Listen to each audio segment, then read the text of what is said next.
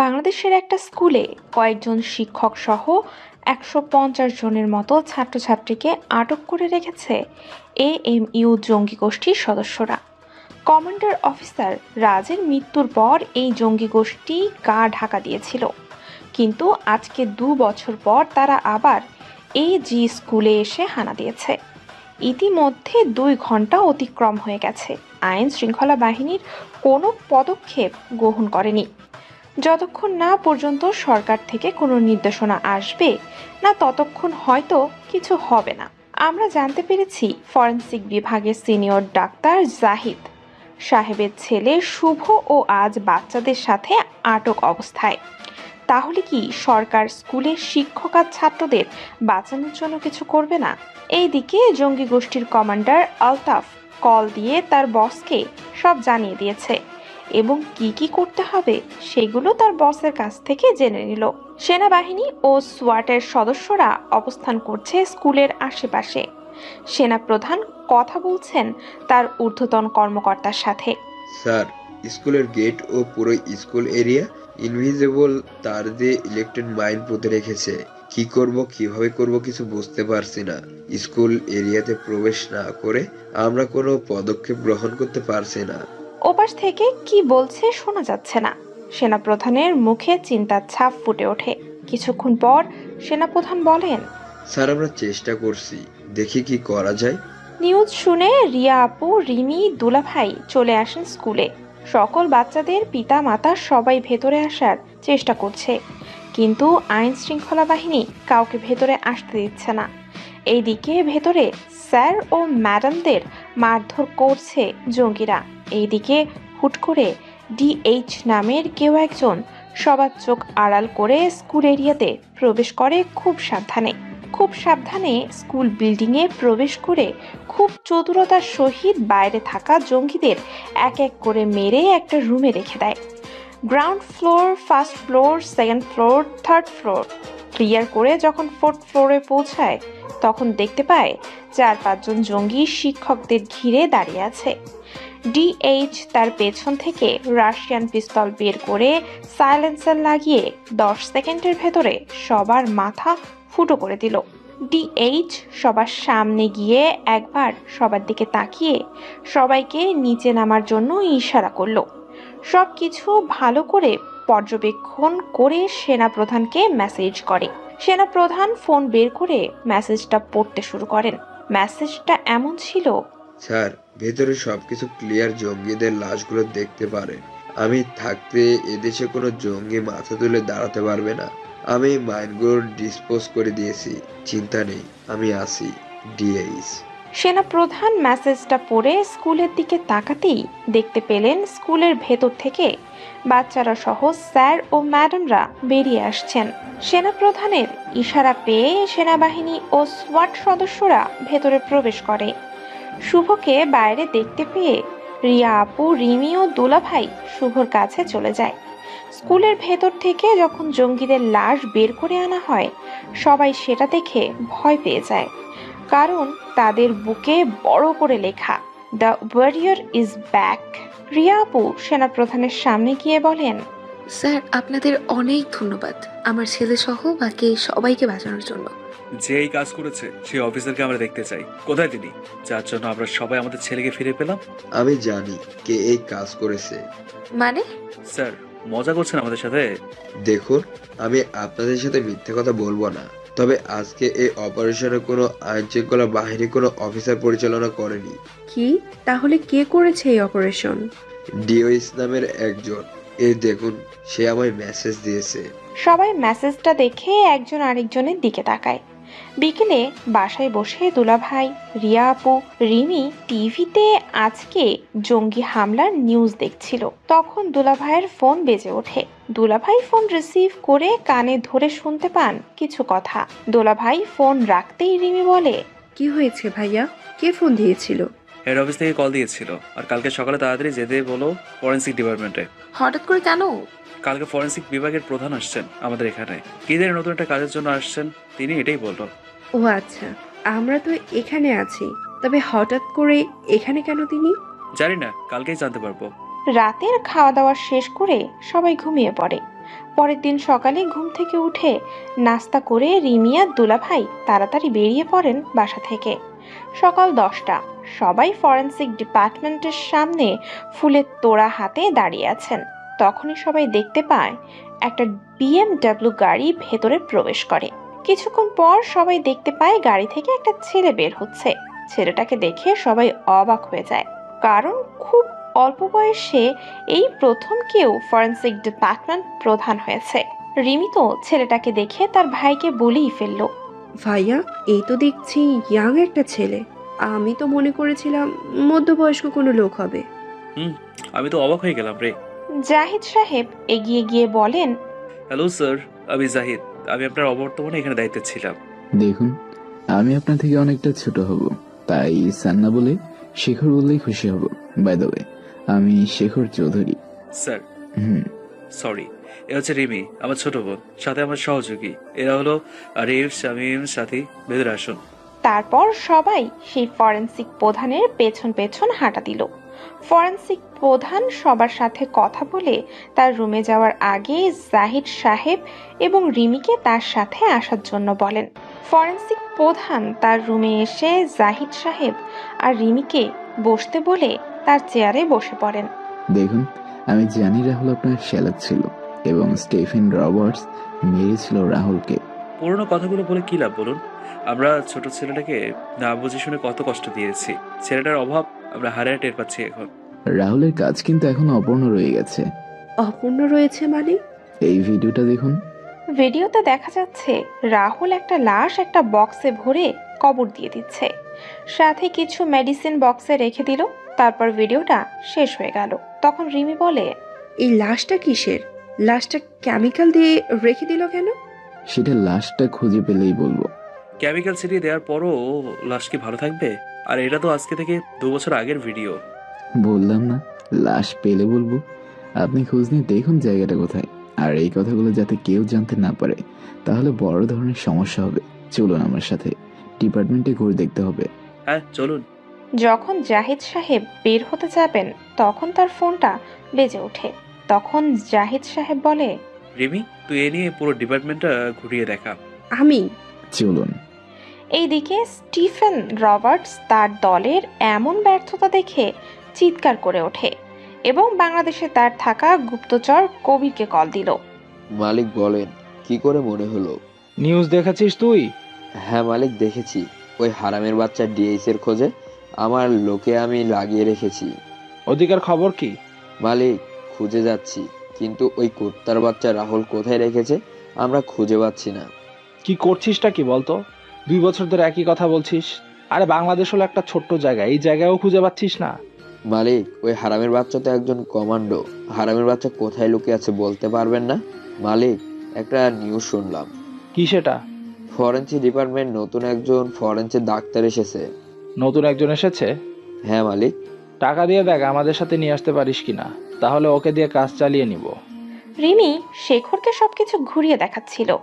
তখন শেখর রিমিকে প্রশ্ন করে, আচ্ছা, একটা সত্যি কথা বলবেন মিস রিমি? হ্যাঁ স্যার, বলুন, কি জানতে চান আপনি? রাহুলকে কি পছন্দ করতে তুমি? হোয়াট? বলছি, রাহুলকে কি তুমি পছন্দ করতে? হঠাৎ করে এই প্রশ্ন করছেন যে স্যার? যখন রাহুলের ব্যাপারে কথা বললাম তখন দেখতে পেলাম তোমার মুখটা কালো হয়ে গেল, তাই জিজ্ঞেস করলাম। আরে তেমন কিছু না, এমনি। দেখো রিমি, মিথ্যে বলা পাপ, আর সেটা যদি হয় মৃত্যু মানুষকে নিয়ে, তাহলে সেটা তো মহাই পাপ। তুমি রাহুলের জন্মদিনে রাহুলের কবরের পাশে কি ফুল দিয়ে আসতে, তারপরে বলছো তেমন কিছু না। আপনি জানেন কি করে? আচ্ছা, আপনি জানেন কি করে এত কিছু? কে আপনি বলুন তো? সেটা না, তোমার কথাগুলো শোনার পর বলবো। কি বলবো? সত্যিটা বলতে বলছি। পছন্দ করতাম কিনা জানি না, তবে রাহুলকে যেদিন প্রথম বাসে দেখি ওই দিন আমার ভালো লাগে। আমি সাধারণত কোনো ছেলের সাথে একবারে কথা বলতাম না, কিন্তু ওই দিন রাহুলের সাথে কথা বলতে চাই, কিন্তু রাহুল ঘুমিয়েছিল। রাহুল যখন আমার কাঁধে তার মাথা রেখে আমার এক হাত জড়িয়ে ধরেছিল, তখন আমি ওর ঘুমন্ত চেহারার দিকে তাকিয়ে কিছু বলতে পারিনি। তারপর রাহুলের সাথে একটা আইসক্রিমের দোকানে দেখা হয়। কেন জানি না রাহুলের সাথে কথা বলতে আমার ভালো লাগতো। তারপর জানতে পারি রাহুল ভাবির ছোট ভাই হয়। রাহুলের সাথে কথা বলতাম নানা রকমের কথা, রাহুলকে রাগানোর জন্য চেষ্টাও করতাম। হঠাৎ একদিন আমার ভুল বোঝার কারণেই রাহুলের এমন একটা পরিস্থিতি হয়ে যায়, যার জন্য রাহুল আমাদের থেকে অনেক দূরে। হয়তো আমি যদি সেদিন বিষয়টা একটু ভালো করে অনুসন্ধান করতাম, তাহলে হয়তো রাহুল এখন আমাদের মাঝে বেঁচে থাকতো। আমার এমন উদ্ভট কাজের জন্য একজনের বোনের থেকে আমি তার ভাইকে কেড়ে নিলাম। ভাবি এখনো সবার আড়ালে রাহুলের ছবি বুকে নিয়ে কান্না করে। রাহুলের রুমে কাউকে ঢুকতে দেয় না। রিমি কথাগুলো বলে চোখের জল মুছে নিল। তখন শেখর বলে, যা হওয়ার ছিল তাই হয়েছে, বাদ দিন। আপনি এখন বলেন জানলেন কি করে? আমি রাহুলের বন্ধু ছিলাম, রাহুল আমার সব বলতো। আমিও রাহুলের জন্মদিনে ওর কবরে গিয়ে ফুল দিয়ে আসতাম। রিমি আর শেখর পুরো ডিপার্টমেন্ট ঘুরে আসে। তারপর শেখর চলে যায় তার বাসায়, আর রিমি চলে যায় তার বাসায়। শেখর বাসায় গিয়ে ফ্রেশ হয়ে খাবার খেয়ে ল্যাপটপ নিয়ে বসতে যাবে, তখনই বাসার বেল বেজে ওঠে। শেখর দরজা খুলে দেখতে পায় কয়েকজন লোক দাঁড়িয়ে আছে। তখন শেখর বলে, কি চাই আপনাদের? ভেতরে আসতে পারি? আচ্ছা আসুন। হ্যাঁ বলুন। আমরা হলাম স্টিফেন রবার্টের লোক। মালিক আপনার জন্য একটা তোফা পাঠিয়েছেন। কে স্টিফেন? আর কিসের তোফা? সে কি, আপনি বসের কথা শোনেননি? কমান্ডো অফিসার রাহুলকে যে মেরেছিল, সে হচ্ছে স্টিফেন, মাফিয়া জগতের কিং। ও আচ্ছা। আপনার জন্য তোফা হলো। মালিক বলেছে আপনি আমাদের হয়ে কাজ করার জন্য। আপনি আসতে পারেন এখন। আর একটা কথা বললে আমি কিন্তু পুলিশকে কল দেব, তাই ভালো ভালোই আমার বাসা থেকে বের হয়ে যান। জানেন স্টিফেন, রবার্টের তোফা ফিরিয়ে দেওয়ার পরিণাম কি হবে? কি করবে তোর বস? মারবে আমায়?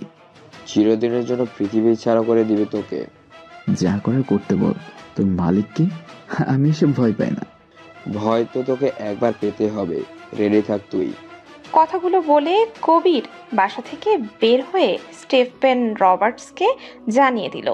তখন স্টিফেন রবার্টস বলে, তাহলে আর কি, আমাদের থেমে যাওয়া কাজটা শুরু করি। তুলে নে এই দেশের মন্ত্রীর ছেলে মেয়েকে। জি মালিক। রাতের বেলা যখন শেখর বাসায় ল্যাপটপে কাজ করছিল, তখন জাহিদ সাহেব শেখরকে কল দিয়ে বলে, হ্যাঁ স্যার, জায়গা খুঁজে পেয়েছি। জায়গাটা কোথায়? জায়গাটা এখান থেকে 20 কিলোমিটার দূরে একটা জঙ্গলে। আচ্ছা তুমি চলে আসো, আমি বাসায় আছি। আর হ্যাঁ, একটা অ্যাম্বুলেন্স নিয়ে আসবে আসার সময়। জাহিদ সাহেব ফোন রেখে রেডি হয়ে রুম থেকে বের হতে যাবে, তখনই রিয়া আপু বলে, কোথায় যাচ্ছ এত রাতে? কাজে যাচ্ছি, আজকে রাতে আর ফিরবো না। রিমি, রিমি, হ্যাঁ ভাইয়া বলো। চল আমাদের বেরোতে হবে এখন। কোথায় যাব? চল, গেলে দেখতে পাবে। আর রিয়া, বাসা দরজা ভালো করে লাগিয়ে রাখবে। চল রিমি। চলো। জাহিদ সাহেব একটা অ্যাম্বুলেন্স নিয়ে চলা শুরু করেন।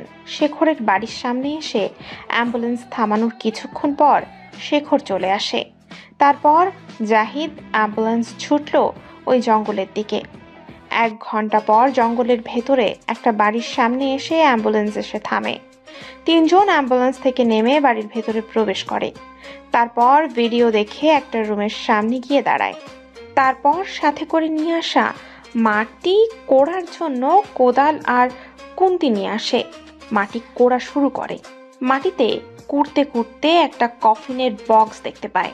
3 জনেই মাটি পরিষ্কার করে কফিনটা ওপরে নিয়ে আসে।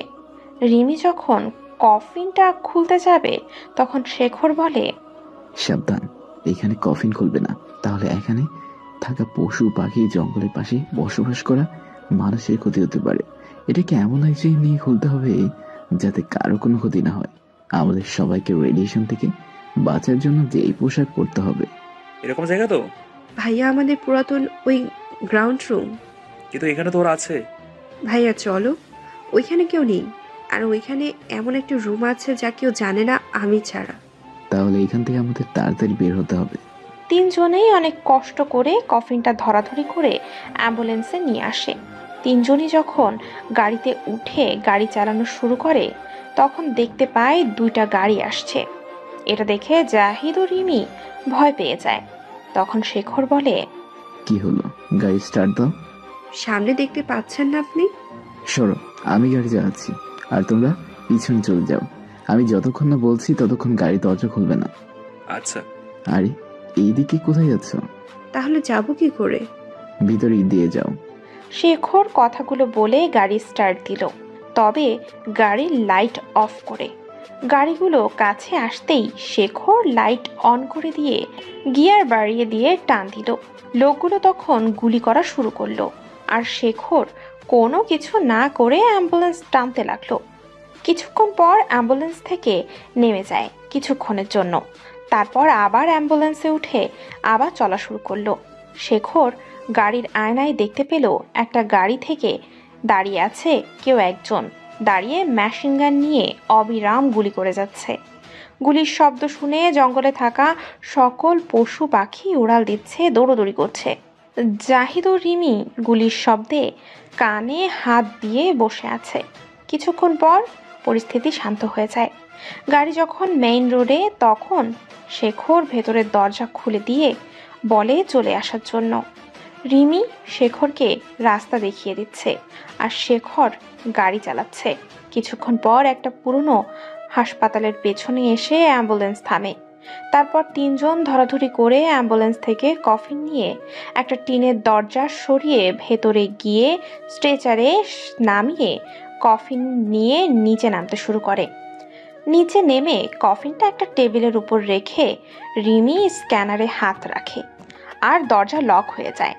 এদিকে কবির কল দিয়ে স্টিফেন রবার্টকে বলছে, মালিক, একটা খারাপ খবর আছে। কি?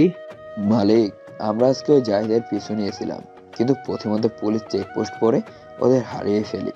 তারপর খুঁজতে খুঁজতে একটা জঙ্গলের ভিতর চলে যাই। তখন দেখতে পাই একটা অ্যাম্বুলেন্স বের হয়ে আসছে। আমরা অ্যাম্বুলেন্সকে থামাতে বলি, কিন্তু না থেমে চলে যাচ্ছিল। তখনই আমরা গুলি করা শুরু করি, কিন্তু কোথা হতে ডিএইচ চলে আসে আর অ্যাম্বুলেন্সের এই সুযোগে চলে যায়। আমাদের সকল লোককে ডিএইচ মেরে ফেলেছে। আমরা নিজের জীবন নিয়ে পালিয়ে এসেছি। খোঁজ নে তাড়াতাড়ি, ওরা কোথায়? আমার ওই বডি চাই। ওই বডির জন্য 2 বছর ধরে কোটি কোটি টাকা কাজ আটকে আছে। ওই বডি পেয়ে গেলে আমি আমার কাজ শুরু করব এবং বাংলাদেশকে হাওয়া করে দেব।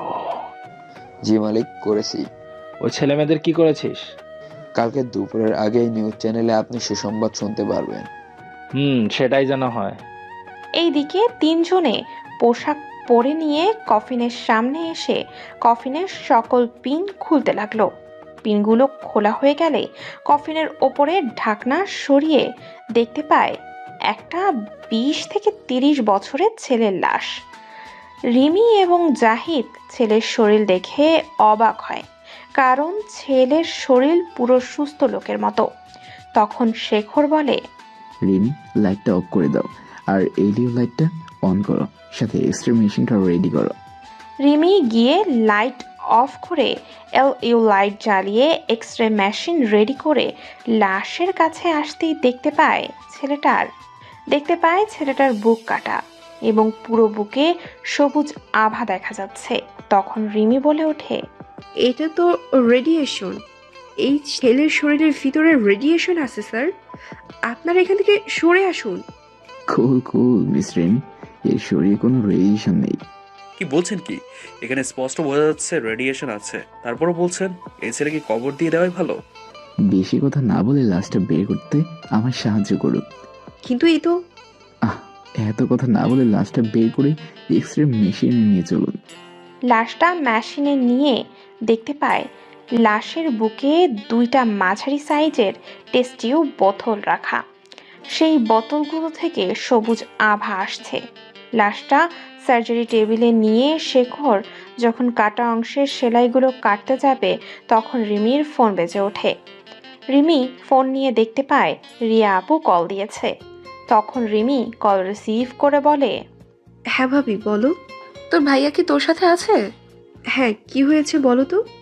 কয়েকজন ছেলে এসে তোর ভাইয়ার খোঁজ করছিল, আর বলে গেছে তোরা নাকি একটা লাশ চুরি করেছিস, সেটা ফিরিয়ে দিতে, না হলে আমার ছেলেকে মেরে ফেলবে রাহুলের মতো করে। কখনো এসেছিল? তোমরা ঠিক আছে তো? কিছুক্ষণ আগে তোর ভাইয়াকে কল দিছি, কিন্তু ফোন বন্ধ বলছে। তোর ভাইয়া ঠিক আছে তো? ভাবি, শুভর কিছু হবে না, তুমি চিন্তা করো না। আমরা কিছুক্ষণের মধ্যে বাসায় আসছি। সাবধানে আসিস তোরা। রিমি ফোন কেটে তার ভাই আর শেখরের দিকে তাকায়। তখন বলে, বাসায় কিছু লোক গিয়েছিল আর হুমকি দিয়ে এসেছে শুভকে মেরে ফেলবে রাহুলের মতো করে যদি এই বডি ফিরিয়ে না দেওয়া হয়। কি বলছিস কি? ভাবি কান্না করতে করতে বলল, তাহলে এখন কি হবে? এগুলো বের করে নি, তারপর আমিও আপনাদের সাথে বাসায় যাব। তারপর শেখর সেই টেস্ট টিউবগুলো খুব সাবধানে বের করে নিল এবং সেগুলো একটা ছোট্ট বক্সে রেখে দিল। তখন জাহেদ সাহেব বললেন, আচ্ছা, আপনি না বলেছিলেন বলবেন রাহুল কেন এবং কি জন্য এই কেমিক্যাল লুকিয়ে রেখেছিল? এই কেমিক্যাল সাধারণ কোনো কেমিক্যাল নয়, এটা রেডিয়েশন এবং নিষিদ্ধ কেমিক্যাল। অ্যালকোফেনল এবং অ্যালকোফেনল অ্যাথক্সিলাইডস এর সাথে মিশিয়ে তৈরি করা হয়েছে। জামশেদ এটা যাতে সামনে না আসে তার জন্য তার ছোট ছেলে মান্নানের শরীরে রেখে দেয়। জামশেদ নিষিদ্ধ কেমিক্যাল গ্লুকোজ এটা দিয়ে আরেকটা কেমিক্যাল তৈরি করে যা রাহুল নষ্ট করে দিয়েছে। এই কেমিক্যালগুলি পরিবেশ ছাড়া যাবে না, এগুলো শুধু পানির সাথে মিশিয়ে প্রয়োগ করতে হয়। আচ্ছা চলো যাওয়া যাক বাসায়, শুনে আসি কি হয়েছিল। তারপর তারা তাদের অ্যাপ্রন খুলে সিক্রেট রুম থেকে বের হয়ে বাসায় চলে যায়। বাসায় গিয়ে বেল বাজানোর কিছু সময় পর বাসার কাজের লোক এসে দরজা খুলে দিল। বাসায় প্রবেশ করে সবাই দেখতে পায় রিয়া আপু তার ছেলে শুভকে জড়িয়ে ধরে আছে।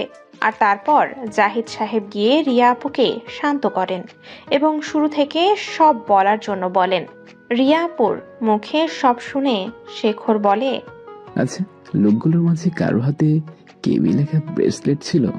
হ্যাঁ হ্যাঁ, লম্বা করে একজন ছিল, তার হাতে ছিল সাথে কোমরে চাকু আর পিস্তল ছিল। ওই লোকটা চাকু হাতে শুভর গলায় ধরে কথা বলছিল আর হাসছিল। ও আচ্ছা, আপনার ঘুমিয়ে পড়ুন, কালকে সকালে দেখা হচ্ছে ল্যাবে। শেখর বাসায় গিয়ে ঘুমিয়ে পড়ে। পরের দিন সকাল হতেই সবাই নিউজে শুনতে পায় টপ বিজনেসম্যান, মন্ত্রী, এমপির ছেলে মেয়েদের সকালবেলা কারা জানি নিয়ে গেছে। চারদিকে হুলস্থুল অবস্থা সৃষ্টি হয়। শহরের ভিন্ন ভিন্ন জায়গায় চেকপোস্ট বসানো হয়। সকালের এই নিউজ দেখে জাহিদ সাহেব কল দিলেন শেখরকে। শেখর কল রিসিভ করে বলে, হ্যাঁ বলেন। নিউজ দেখেছেন? এমপি ও মন্ত্রীর ছেলে মেয়েকে কিডন্যাপ করা হয়েছে। কারা নিয়ে গেছে কেউ বলতে পারছে না। এটা তাদের দলীয় কোনো চাল হবে। ভালো কথা, আজকে একটু তাড়াতাড়ি ল্যাবে আসবেন, কিছু পরীক্ষা করার বাকি আছে। আচ্ছা। শেখর ফোন রেখে দিয়ে ফ্রেশ হয়ে নাস্তা করে বেরিয়ে পড়ে ল্যাবের উদ্দেশ্যে। ল্যাবে পৌঁছে শেখর টিউবগুলো খুব সাবধানে খুলে সেগুলো পরীক্ষা করতে শুরু করলো। কিছু সময় পর জাহিদ সাহেব এসে কাজ শুরু করেন। এইদিকে স্টিফেন কল দিয়ে কবিরকে বলছে, কবির, কজনকে তুলে নিয়ে এসেছিস বলতো? মালিক 15 জনকে। বাহ, তাহলে তো বেশ ভালোই করেছিস। এবার 15 জনকে এক লাইনে বসিয়ে কি বলতে হবে সেটা কি আমি বলে দেবো তোকে? না মালিক, কিছু বলা লাগবে না, আপনি অনুমতি দিলে আমি কাজ শুরু করব। তাহলে দেরি কি জন্য করছো? তাড়াতাড়ি করো, এবার আমি বাবা আর ভাইয়ের সেই কাজটা সম্পূর্ণ করতে হবে। আচ্ছা মালিক, আপনি টিভি সিরিজ নিউজ দেখা শুরু করুন। 30 মিনিট পর একটা ভিডিও ভাইরাল হয়। ভিডিওতে দেখা যায় 15 জন ছেলে মেয়েকে একসাথে হাঁটু গেড়ে বসিয়ে বেঁধে রাখা হয়েছে এবং সবার গলায় তরোয়াল ধরে 15 জন জঙ্গি রয়েছেন। তখন কেউ হাসতে হাসতে বলে, কি মনে করেছিলি তোরা আমার গা ঢাকা দিয়েছি? আমরা হলাম ইউ গোষ্ঠী। আমরা আমাদের লক্ষ্যে পৌঁছানো না পর্যন্ত বসে থাকি না। আমাদের কিছু দাবি আছে, তাই তোদের ছেলে মেয়েকে তুলে এনেছিলাম।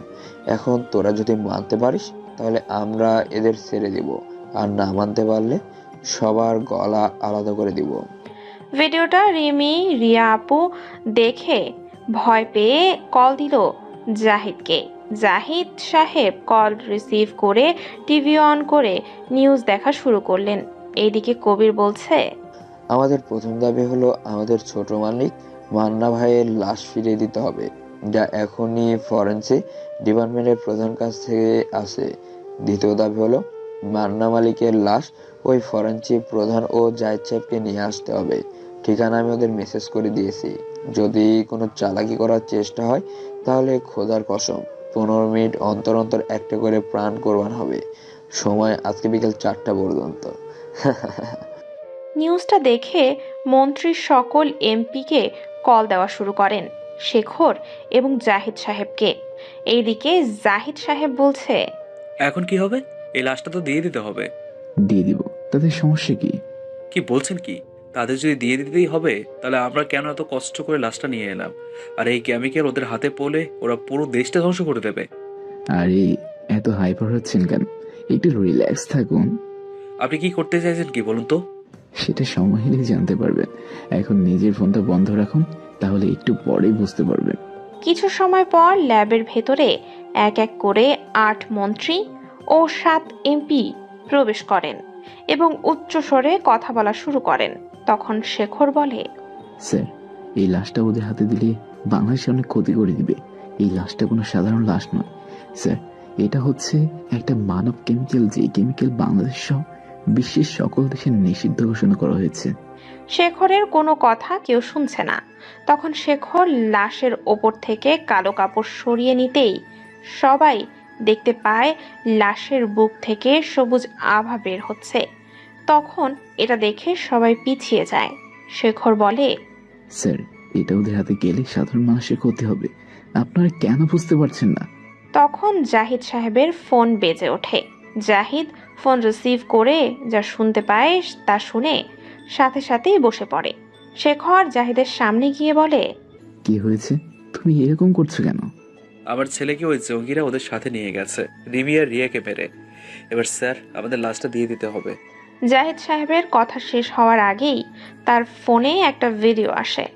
ভিডিও দেখতে পেয়ে জাহিদ সাহেব হাউমাউ করে কান্না শুরু করে দেয়।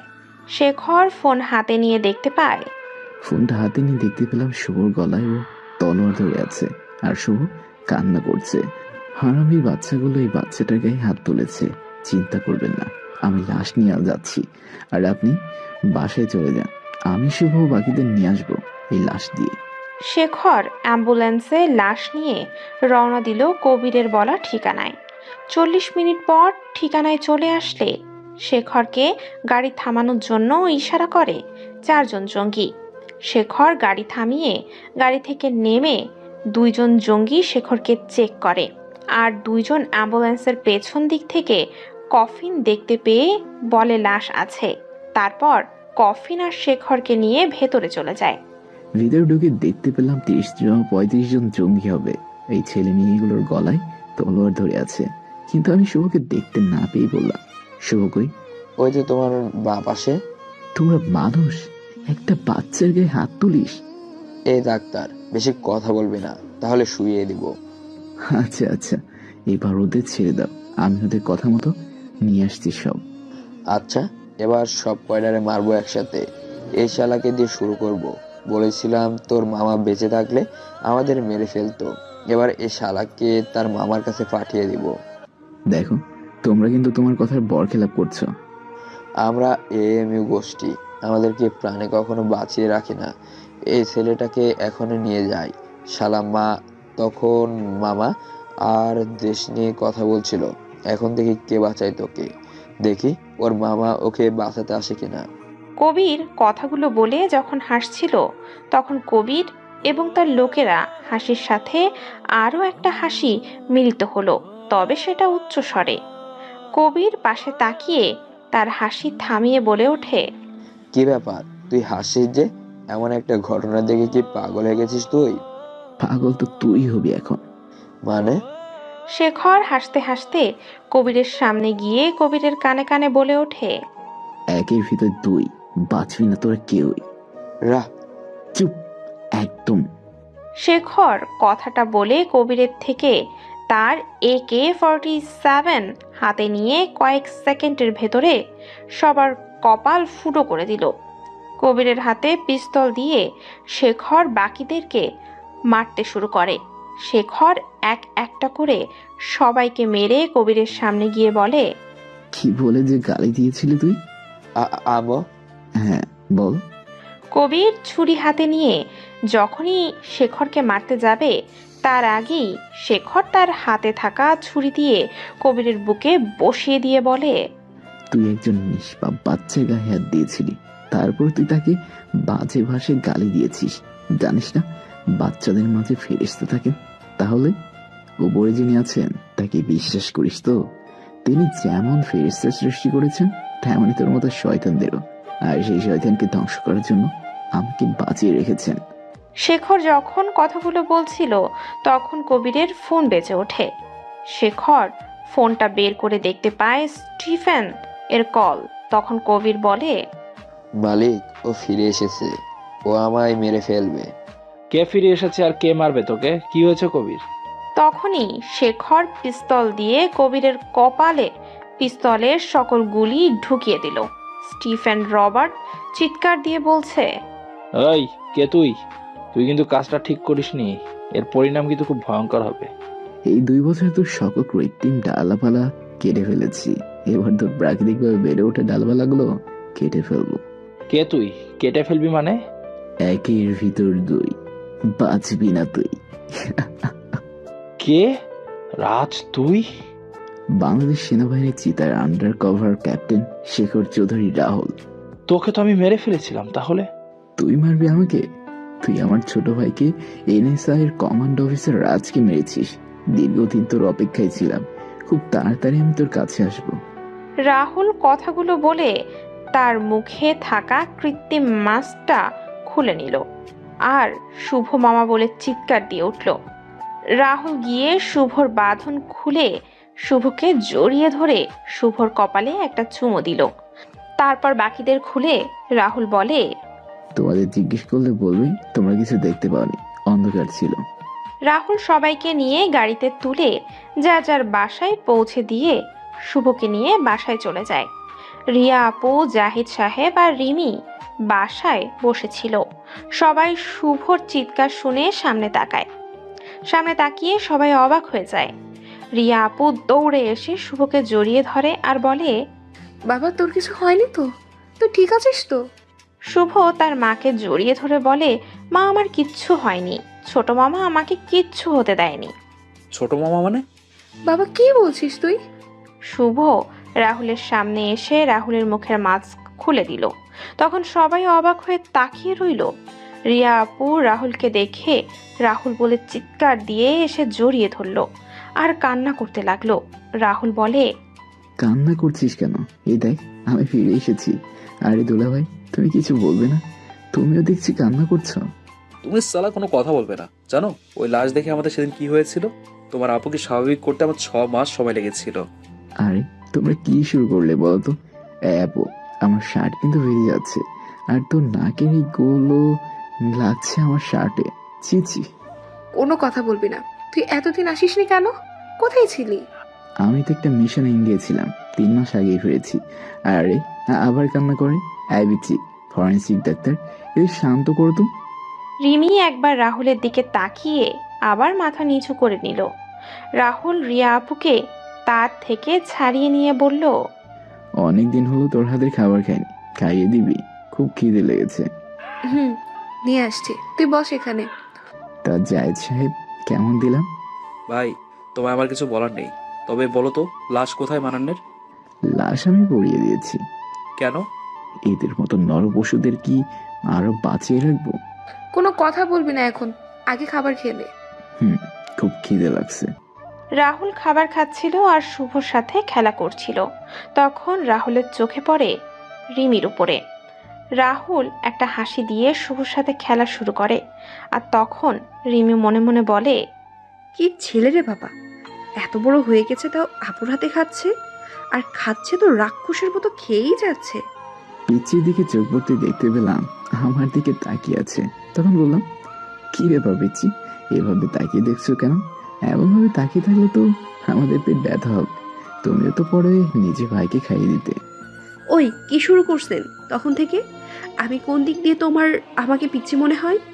কেন, তুমি আমার চেয়ে বয়সে ছোট, আমার থেকে আবার খাটো, তাহলে পিচ্ছি বলবো না তো কি বলবো? ধুর। দুলা ভাই, তোমার বোনকে বিয়ে দিচ্ছ না কেন? এমনি দেখতে বুড়ি দেখতে লাগছে। তুমিও তো বুড়ো হয়ে গেছো, তুমিও দায়িত্ব নিয়ে নাও। আমার কোনো শখ নেই এমন বুড়ি মেয়েকে বিয়ে করার। আমি তো বিয়ে করলে কোনো নায়িকাকে বিয়ে করবো। রিমি যাচ্ছিল তখনই রাহুলের কথা শুনে রিমি দাঁড়িয়ে যায় আর রাহুলের কথা শুনে রেগে যায়। তখন রিমি বলে, দুলা ভাই, তোরও পছন্দ কেমনে জানি। আমি এমন ছেলেকে বিয়ে করব কোন দুঃখে? আমার জন্য প্রিন্স আসবে। আরে ধুর, এমন চশমিশকে কে এসে বিয়ে করবে? প্রিন্স আসবে ঠিকই, কিন্তু আসবে বড় প্রিন্স, টাকাওয়ালা বুইড়া বেড়া। তুই বুইড়া, তোর বউ শাশুড়ি বুইড়া। হ্যাঁ, হয়েছে, আর কান্না করতে হবে না। রিয়া আপু রাহুলকে খাইয়ে দিয়ে প্লেট রান্নাঘরে রেখে এসে রাহুলের পাশে বসে। দুলাভাই রিমি বসেছিল। তখন রিয়া আপু রাহুলের মাথায় হাত বুলিয়ে দিয়ে বলে, আচ্ছা রাহুল, তাহলে আমরা যে লাশটা পেয়েছিলাম সেটা কার ছিল? আমি তো লাশের শেষকৃত্য, তাহলে ওই লাশ কার ছিল? আর তুই বা এতদিন সামনে আসিসনি কেন? রাহুল তার মানিব্যাগে থাকা ছবি বের করে ছবিটাতে হাত বুলিয়ে বলা শুরু করে, তোমরা যার লাশ পেয়েছিলে সে ছিল আমার ছোট ভাই রাজদীপ চৌধুরীর লাশ। তোর ছোট ভাই মানে? কই, আমাদের তো বলিসনি। আবু, আমি আসলে কোনো এতিম না। মায়ের বান্ধবী অনিতা চৌধুরীর ছেলে আমি আর রাজ। আমার মা অনিতা চৌধুরী ছিলেন একজন ডাক্তার, আর বাবা রুবেল চৌধুরী ছিলেন উকিল। আমাদের বয়স তখন 13। তখন আমাদের চোখের সামনে মা আর বাবাকে খুন করে জামশেদ এবং তার ছেলে স্টিফেন।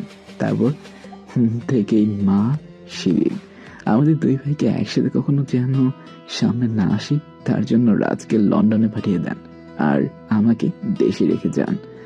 মায়ের মৃত্যুর আগে মা আমাকে বলেছিল আমি নিজে এবং রাজ যেন যে কোনো বাহিনীতে কাজ করি এবং দেশকে শত্রুমুক্ত করি। নিজে মা আর বাবার মৃত্যুর বদলা যেন নেই। মায়ের মৃত্যুর পর রাজের পড়ালেখা যেন থেমে যাওয়ার উপক্রম হয়। তখন আমি বাধ্য হয়ে বাসা থেকে টাকা চুরি করতাম, সেগুলো জমিয়ে রাজকে পাঠিয়ে দিতাম, আর রাজও ওখানে ছোট একটা চাকরি পায়। এভাবে কেটে যায় 13টা বছর। রাজ একজন কেমিক্যাল গোল্ড মেডেলিস্ট ছিল। রাজ মা আর বাবার মৃত্যুর ব্যাপারে কিছু জানতো না। একদিন রাজ কিরকম করে যেন জেনে যায়, আর তার পড়ালেখা বাদ দিয়ে বাংলাদেশে চলে আসে। আমি রাজকে অনেক বোঝানোর চেষ্টা করি, কিন্তু রাজ তার সিদ্ধান্তে ছিল অনর। তারপর রাজ যোগ দেয় এনএসআই এর কমান্ডার্স ট্রেনিং এ। এদিকে আমি চেষ্টা করতে থাকি পুলিশ, র্যাব, সেনাবাহিনীতে আবেদন করতে থাকি। 1 বছর 5 মাস চেষ্টার পর আমার সেনাবাহিনীর সৈনিক পদে চাকরি হয়। তারপর ধীরে ধীরে আমার পদোন্নতি হয়। 3-4 বছর পর আমি প্যারা কমান্ডো ট্রেনিং এর জন্য সিলেক্ট হই এবং ভালোভাবে ট্রেনিংটা শেষ করে আমাকে আন্ডার কভার ক্যাপ্টেনের দায়িত্ব দেওয়া হয়। আমি আর রাজ মিলে একসাথে আমার জামশেদ এবং সকল কাজের জন্য তথ্য সংগ্রহ করে কাজ শুরু করি। আমি যখন কাজে বা মিশনে দেশে বাইরে যেতাম তখন রাজ বাসায় এবং তোর সাথে এসে থাকতো। জানিস আপু, রাজ কি বলতাম? রাজ বলতো, ভাইয়া, রিয়াপু যদি আমাদের নিজের বোন হতো তাহলে কতই না ভালো হতো। তবে সৃষ্টিকর্তার কাছে আমরা কৃতজ্ঞ। 3 জন মা পেয়েছি, একজন নিজের মা, একজন শিরিন মা, আর একজন রিয়া মা। কৃতজ্ঞ এই সৃষ্টিকর্তার কাছে আমি রিয়াপুর মতো বোন আর জাহিদ ভাইয়ের মতো দুলাভাই পেয়েছি। মা বাবা যদি বেঁচে থাকতেন তাহলে হয়তো আমাদের এত কষ্ট পেতে হতো না। তারপরেও বলবো, শিরিন মায়ের মতো একজন মা পেয়েছি আমরা। যদি কখনো আমার জীবনে অন্তিম মুহূর্ত আসে, আমি যেন আপুর কোলে শেষ নিঃশ্বাসটা ত্যাগ করি। রাহুল কথাগুলো বলে চোখের জল ছেড়ে দিল। রিয়া আপু রাহুলকে জড়িয়ে ধরে রিমি ও দুলাভাই রাহুলের কথাগুলো শুনছিল। রাহুল চোখ মুছে বলা শুরু করলো, যেদিন জামশেদ আমায় কল দেয় আমি তখন রান্নাঘরে রান্না করছিলাম। তখন রাজ ফোনটা রিসিভ করে কথা বলে, আর ফোনটা রাখতেই আবারও ফোন আসে। তখন রাজ ফোনটা রিসিভ করে কথা বলে। সেখানে বলছিল, ভাইয়া, আমার একজন এজেন্ট কল দিয়ে বলল কালকে জামশেদ এবং তার ছেলে স্টিফেন রামগলির পেছনে জঙ্গলে একটা মিটিং করবে। কালকে আমাকে একটা কাজে খুব সকালে বের হতে হবে, তাই তুমি যদি ওই জায়গাতে যেতে। আমি আচ্ছা বলে পরের দিন বের হয়ে যাই, আর সেখানে গিয়ে দেখতে পাই জামশেদের ছোট ছেলে মান্নান বসে আছে। আমি আগে থেকে জানতাম মান্নান আমেরিকায় তৈরি করা সেই কেমিক্যাল তার শরীরে বহন করছে। আমি মান্নানের সাথে থাকা সব কয়টাকে মেরে মান্নানকে শ্বাসরুদ্ধ করে হত্যা করি। আমি মান্নানের লাশটা পুঁতে রেখে যখন রাজকে কল দিই তখন রাজ বলে আজকে মা বাবার খুনিদের হত্যা করার জন্য যাচ্ছে টনিক বিলের পাড়ে। আমি যতক্ষণ সেখানে পৌঁছাবো ততক্ষণই সবকিছু শেষ হয়ে যায়। আমি মায়ের কথা রাখতে গিয়ে সেদিন আর তোমাদের সামনে চাইনি। আমি দূর থেকে রাজের শেষকৃত্য দাঁড়িয়ে দাঁড়িয়ে দেখি আর কান্না করেছি। আমি এমন এক বড় ভাই, বড় ছেলে যে নিজের বাবা মা আর ছোট ভাইকে হারিয়ে যেতে দেখেছি। বাবা সত্যি বলতো, আপু আমি একটা অপদার্থ ছেলে, আমি একটা অপদার্থ। রাহুল তার আপুকে জড়িয়ে ধরে কান্না করছে। রিয়া আপু রাহুলকে জড়িয়ে ধরে কান্না করছে। দুলাভাই রিমি তাদের চোখের জল আটকে রাখতে পারল না। সবার চোখ দিয়ে বৃষ্টি হচ্ছে। এদিকে স্টিফেন তার রুমে বসে চিৎকার করছে আর সবকিছু ভাঙচুর করছে আর বলছে, এটা কি করে সম্ভব? আমি ওই রাহুল রাজকে নিজের হাতে মেরেছি এবং তার শেষকৃত্য নিজেই কনফার্ম করেছি। তাহলে বেঁচে গেল কি করে? আমার ফোন কই? হ্যালো, ওই তোরা কি শুরু করেছিস? কাকে তৈরি করেছিস আমার বিপক্ষে বল? ভাই কি বলছেন কি? আমরা কাকে আবার তৈরি করব? তাহলে কে ওই রাহুল যে কিছুক্ষণ আগে আমার লোক কবিরকে মেরে সকল মেয়ের ছেলেকে নিয়ে গেছে? ভাই কি বলছেন কি আপনি?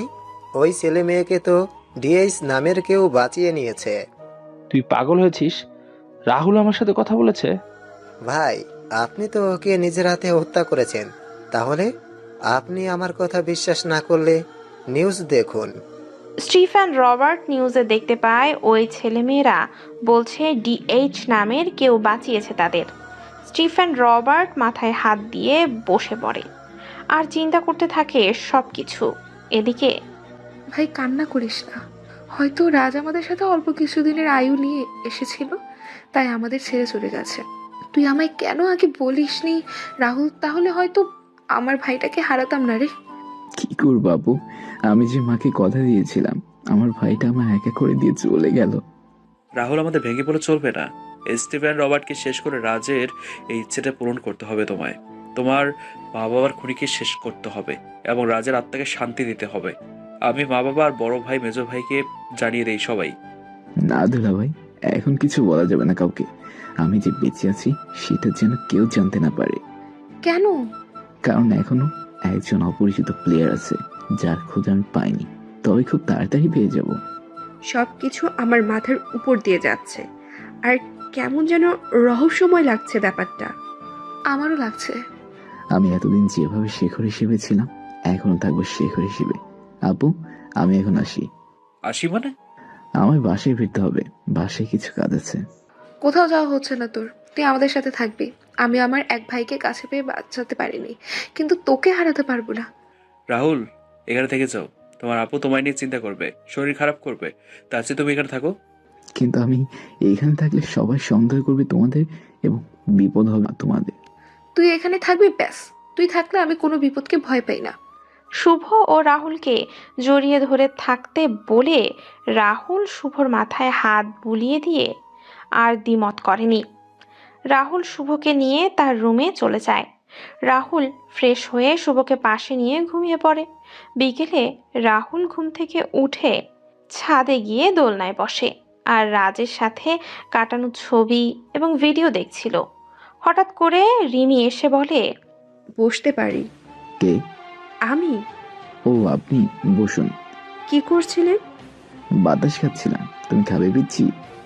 রিমি এবার পিচ্চি শুনে রাহুলের কলার চেপে ধরে রাহুলকে বলে, সে কখন থেকে পিচ্ছি পিচ্ছি বলে যাচ্ছেন? আমায় কোন দিক দিয়ে পিচ্ছি মনে হয়? আরে গলা ছাড়াও, ব্যথা পাচ্ছি।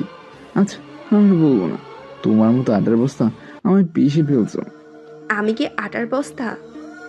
না না, তুমি ভালো বস্তা। এবার আমায় ছেড়ে দাও। সত্যি তো? হ্যাঁ সত্যি। রিমি রাহুলকে ছেড়ে দিলে রাহুল কিছু সময় জিরিয়ে বলে, আচ্ছা তোমার যে বান্ধবী তনিমা, ওর নাম্বারটা কি আছে তোমার কাছে? আমার বান্ধবী যে তনিমা সেটা আপনি জানেন কি করে? আমি সবকিছু জানি। এখন তাড়াতাড়ি তনিমার নাম্বারটা বলো তো আমায়। তনিমার নাম্বার দিয়ে আপনি কি করবেন?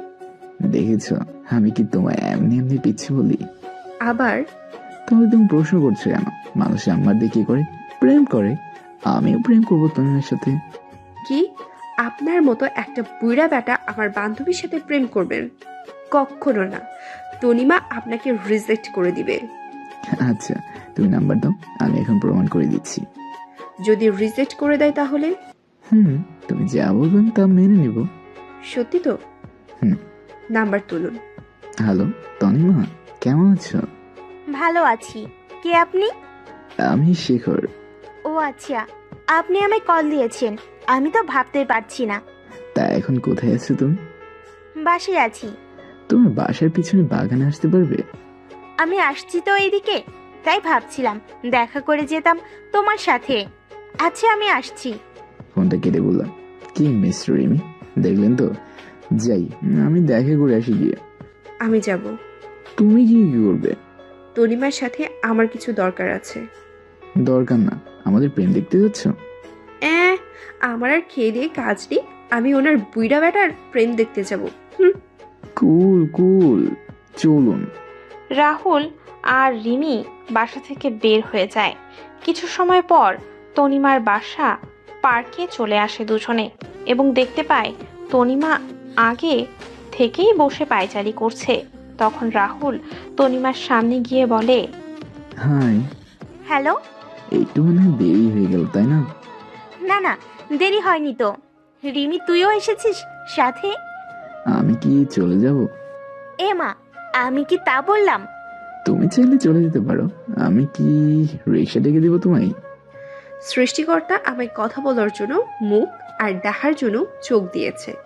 তুমি না বললে আমি সত্যি জানতাম না কিছু। ওহো, রাহুল, রাহুল।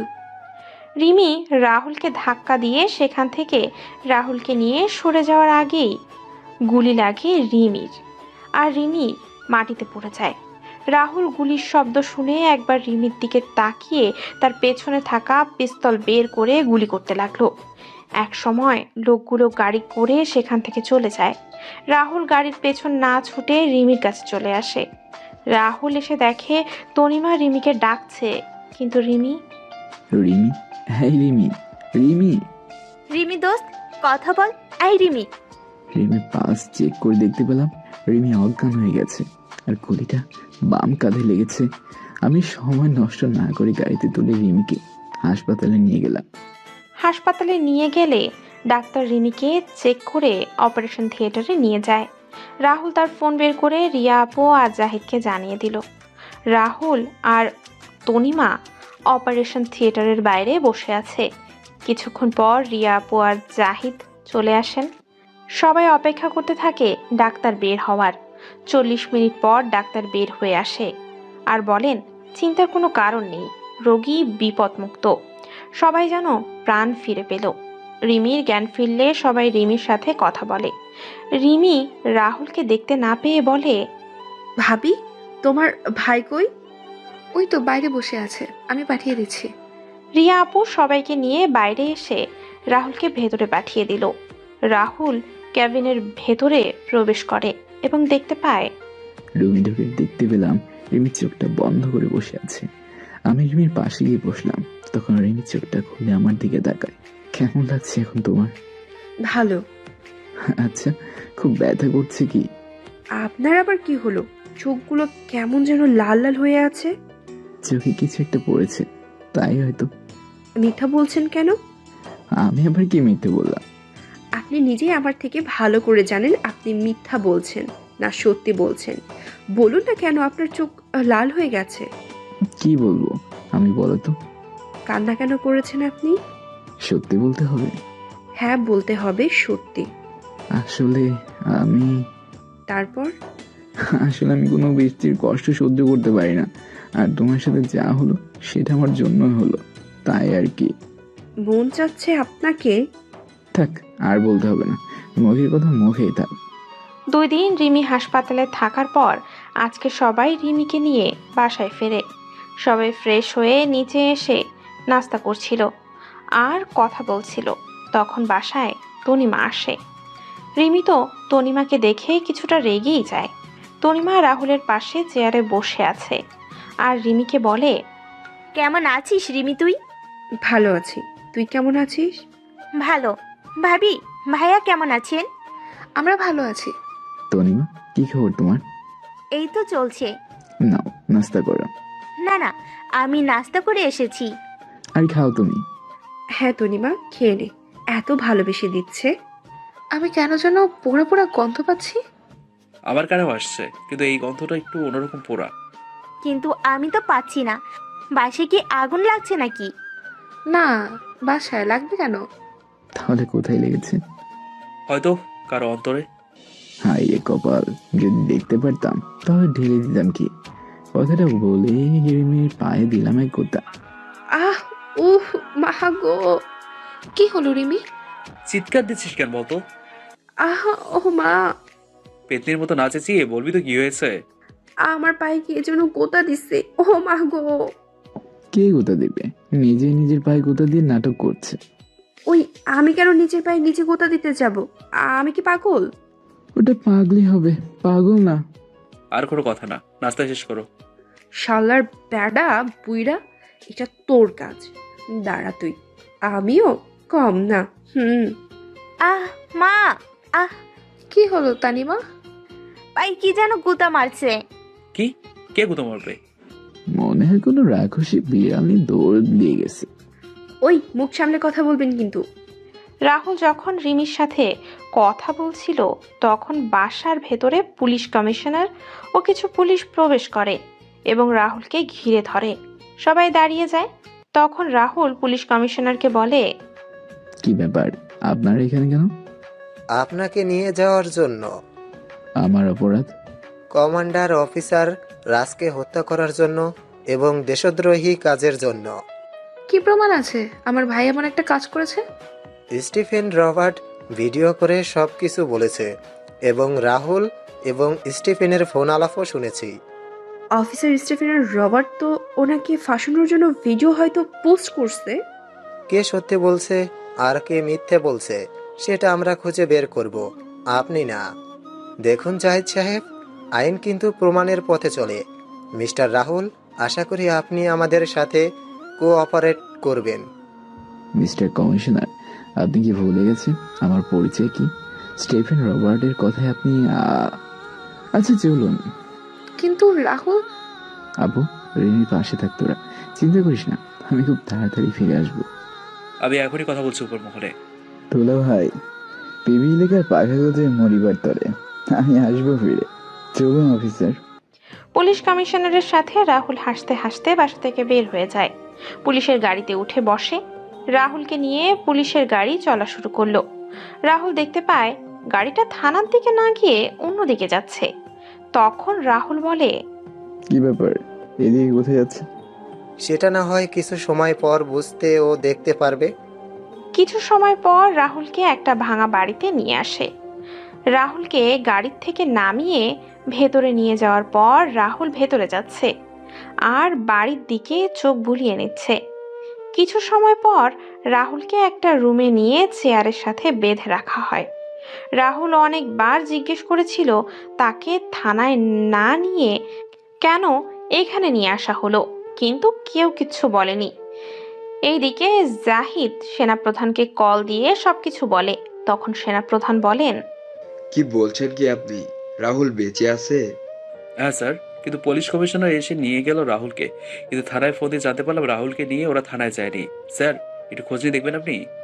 আচ্ছা, রাহুল কি সে তার নিজের ইচ্ছেতে ওদের সাথে গিয়েছে? হ্যাঁ, সেটা আপনি জানলেন কেন? আমি জানবো না তো কে জানবে? যাকে আমি খুব কাছ থেকে ভালো করে পর্যবেক্ষণ করেছি, যার চোখে শত্রু দেখা মাত্রই শেষ করার আগ্রাসন দেখেছি, সে অগ্রসনে বা সে মানুষটার কাছে ধারণা সম্পর্কে আমার খোদা ধারণ হয়েছে। স্যার, কি বলছেন কি? রাহুল নিজে ওদের সাথে গিয়েছে এবং সে একাই ফিরে আসবে। স্যার, আপনি এমন হেয়ারি কথার কোনো মানেই আমি কিন্তু বুঝতে পারছি না। চিতা যখন খুব ক্ষুধার্ত হয় তখন শিকার করার জন্য সে নিজেকে মানুষের তৈরি করা ফাঁদে নিজে আটকে নেয় এবং সময় মতো সে চিতায় জাল থেকে নিজেকে মুক্ত করে এবং তার শিকারকে শেষ করে শিকার করে নেয়। জানেন তো চিতার মূল মন্ত্র কি? কর নয় তো মর। সেনাপ্রধান কল রেখে দিলেন আর দুলাভাই ফোন কেটে দিলেন। তখন রিয়া আপু বলে, সেনাপ্রধান স্যার কি বললেন? স্যার বললেন রাহুলকে স্টিফেন রবার্টের কথা ধরে নেওয়া হয়েছে। স্যার আরো বলেন। স্যার হয়ে যদি আমার ভাইয়ের উপর ভরসা রাখতে পারেন তাহলে আমি পারবো না কেন? আমিও বিশ্বাস করি আমার ভাই ওই শয়তান স্টিফেনকে পেরে জয়ী এসে ফিরে আসবে এবং নিজ ভাইয়ের হত্যার প্রতিশোধ নেবে। রাহুলকে যে রুমে বেঁধে রাখা হয়েছে সেই রুমে কিছু পুলিশ ও পুলিশ কমিশনার প্রবেশ করে। সবার হাতে লাঠি। কোনো কথাই ছাড়া ওরা রাহুলকে মারা শুরু করে। রাহুলকে মারতে মারতে লাঠিগুলোও ভেঙে যায়। তখন পুলিশ কমিশনার বলে, ওই স্টিফেন আসার আগে এর থেকে ওই কেমিক্যালগুলো কোথায় আছে সেটা আমাদের জানতে হবে। রাহুল কথাগুলো শুনে মুখে একটা হাসি ফুটিয়ে হাসতে হাসতে বলে, Beat me to death. If you survive, I will see the true form of the cheetah. শালা এত দেখছি হাসছে, মার শালারে। কমিশনারের কথা শুনে পুলিশ অফিসাররা মারার পরিমাণ বাড়িয়ে দিল। মারতে মারতে রাহুলকে আধ মরা করে ফেলেছে। কিন্তু রাহুল কেমিক্যাল কোথায় আছে বলেনি। উল্টো রাহুল একই কথাই বলছে। Beat me to death. If I survive, I will see the true form of the cheetah. রাহুলকে ফেলে রেখে রুম থেকে বের হয়ে যায় সবাই।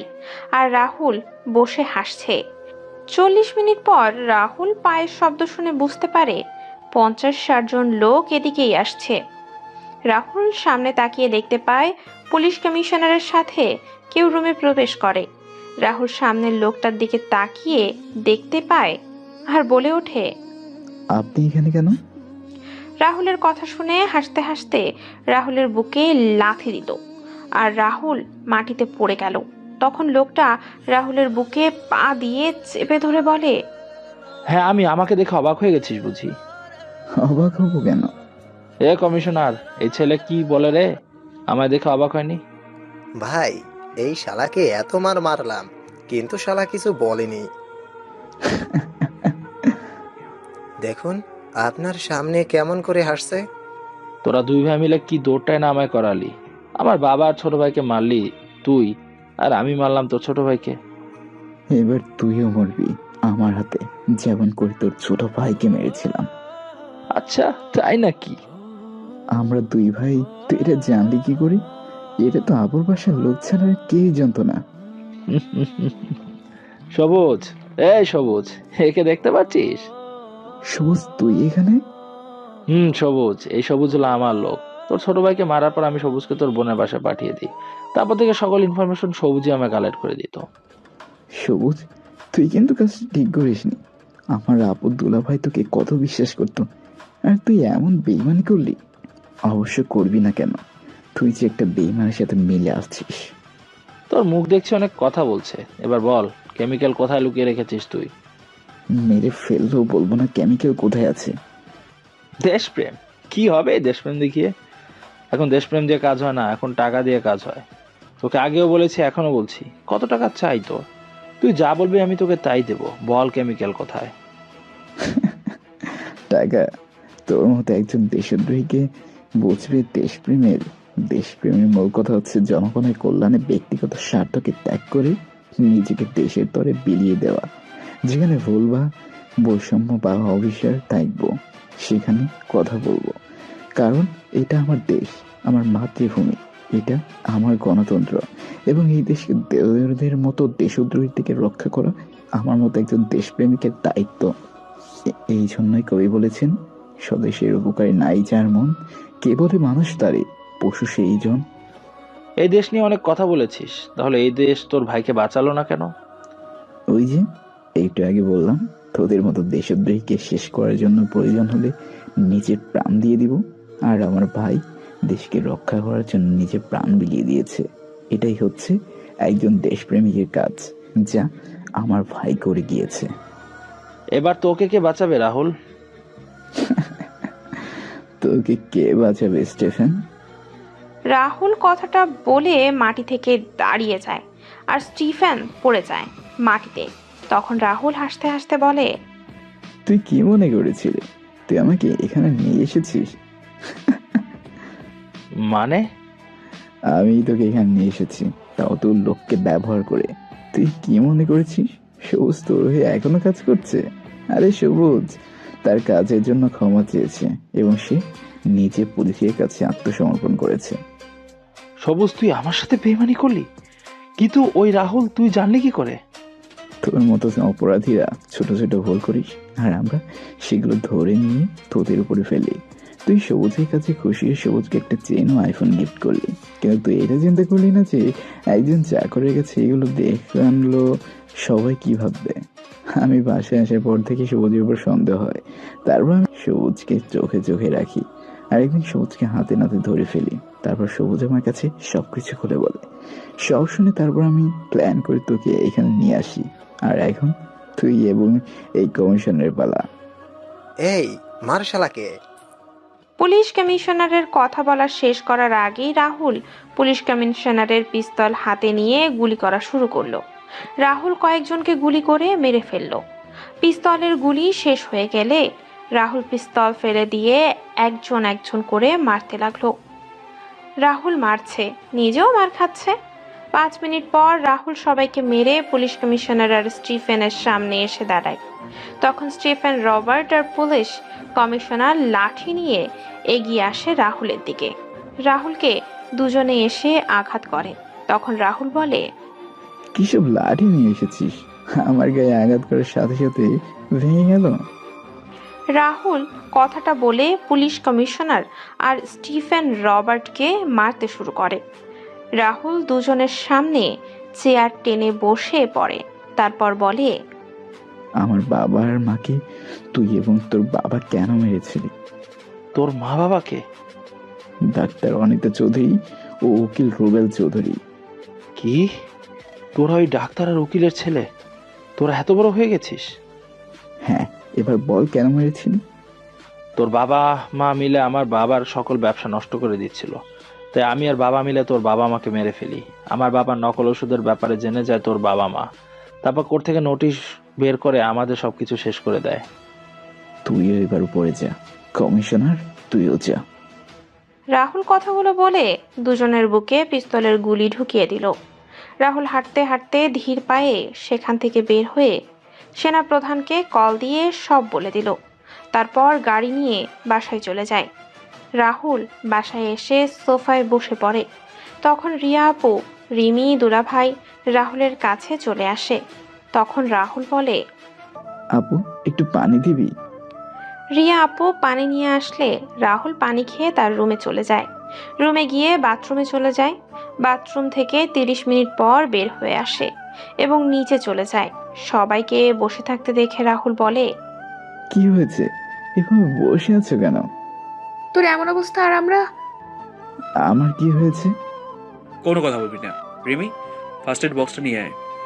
রিমি ফার্স্ট এইড বক্সে এনে রাহুলের আঘাতপ্রাপ্ত জায়গায় ড্রেসিং করে দিচ্ছে। এভাবে কেটে যায় 5 দিন। সবাই খাবার টেবিলে বসে আছে। তখন রাহুল বলে, আপু কালকে বাসায় চলে যাব, আর আমার এখন ওইখানে ফিরে যেতে হবে। কোথাও যাওয়ার দরকার নেই, আমার থেকে থাক, আর প্রয়োজন হলে চাকরি ছেড়ে তোমার দুলাভাইয়ের কাজ করবে। আপু কি বলছিস কি? এটা শিহিন মায়ের শেষ ইচ্ছা ছিল, আমি যেন সেনাবাহিনীর চাকরি করি। সালা বাবু, এবার বিয়েটা করে নাও। ও হ্যাঁ, ভালো কথা। তো অনিমিকে তোমাদের কেমন লাগে? ও ওই কি হলো? কি হয়েছে? সামনে তাকিয়ে দেখলাম রেমি হাসছে। তখন বললাম, মনে হয় কোনো ডাইনি পায়ে পাড়া দিছে। রাহুলের কথা শুনে রিমি রেগে যায়। তখন রিমি কিছু বলতে যাবে, তখন রাহুলের ফোন বেজে ওঠে। রাহুল ফোন বের করে বলে, হ্যাঁ তনিমা বলো। রিমি তার খাবার টেবিলের প্লেট ফ্লোরে ফেলে দিয়ে রুমে চলে যায়। রাহুল কথা বলা শেষ করলে তখন রিয়া আপু বলে, রাহুল, তুই কি শুরু করেছিসটা কি? আমি কি করলাম? রিমি যে তোকে পছন্দ করে এটা জানিস না? রিমি বলতে পারছে না তোকে লজ্জায়। আসলে রাহুল, রিমি একটু চাপা স্বভাবের। রিমি নিজের ভিতরের কথা শেয়ার করে না। জানিস তো রাহুল, মেয়েরা ছেলেদের থেকে 3টা শব্দ শুনতে চায়। রিমিও তোর থেকে সেই 3টা শব্দ শুনতে চায়। ওদিন রিমি পার্কের ঘটনা আমাদের বলেছিল আর কান্না করেছিল। যা রিমির সাথে কথা বলে নিয়ে আয়। যাচ্ছি, কিন্তু যদি মারে আমায়? কিছু মান না খেয়ে নাও শালা বাবু, আমিও তো কম খাই না। হ্যাঁ, কি বললে তুমি? রাহুল চল।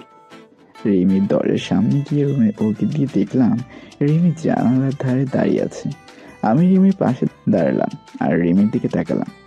বলছি, নিজের ভিতরে কথা লুকিয়ে রাখলে কি হবে? যাকে পছন্দ করে তাকে বলতে হবে না? যাকে বলবো সে তো অন্যের কাছে বন্দি। সে তো মুক্ত হতে পারে। সে তো নিজেই বলেছে। আমি রিমিকে আমার দিকে ফিরিয়ে বললাম, ভালোবাসা হয়? বলবে না? তাহলে আমি তনিমার কাছেই চলে যাব। বাসি। ক্লিয়ার করে বলো। কি বলবো? দূর, আমি গেলাম। কোথায় যাবে? এখানে থেকে লাভ আছে আমার? আমাকে ভালোবাসো এটা আমার বলতে তুমি লজ্জা পাচ্ছ? ভালোবাসি এই বুড়া বেটাকে আমি। কি? আমি বুড়া? আমার বুড়া বেটা। পিচ্ছি। রাহুল কথাটা বলে রিমিকে জড়িয়ে ধরে। রিমিও রাহুলকে জড়িয়ে ধরে। রাহুল আর রিমির বিয়ে ঠিক হয় 30শে ডিসেম্বর। সবার দাওয়াত রইল